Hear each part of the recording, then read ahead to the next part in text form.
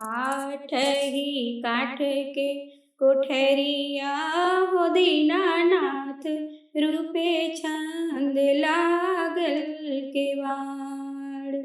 आठ ही काठ के कोठरिया हो दीनानाथ, रूपे छंद लागल केवाड़। ताहे ऊपर चढ़े सुतले हो दीनानाथ, पांझी केवड़वा धैले ठाड़।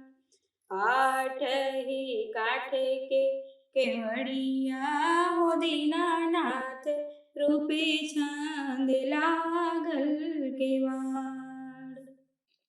चदरा उघारी जब देख ले हो दीनानाथ, कौने संकट पड़ल तुम्हार।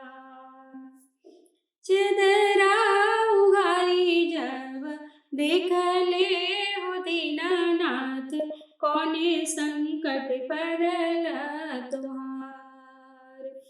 पुत्र संकट पड़ल मोरा हो दीनानाथ, होइला केवड़वा धैले ठाड़।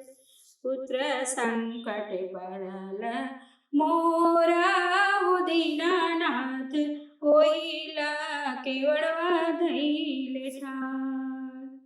आठ ही काठ के कोठरिया हो दीनानाथ, रूपे छंद लागल केवाड़।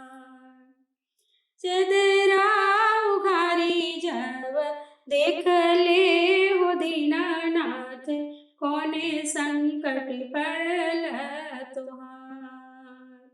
चदरा उघारी जब देख ले हो दीनानाथ, कौने संकट पड़ल तुम्हार। नैना संकट पड़ल मोरा हो दीनानाथ, होइला केवड़वा धैले ठाड़। नैना संकट पड़ल मोरा हो दीनानाथ, होइला केवड़वा धैले ठाड़। आठ ही काठ के कोठरिया हो दीनानाथ, रूपे छंद लागल केवाड़। चदरा उघारी जब देख ले हो दीनानाथ, कौने संकट पड़ल तुहार। काया संकट पड़ल मोरा हो दीनानाथ, होइला केवड़वा धैले ठाड़। आठ ही काठ के कोठरिया हो दीनानाथ, रूपे छंद लागल केवाड़। बांझी के पुत्र जब दिहले हो दीनानाथ, खेलते कूदत घर जाय।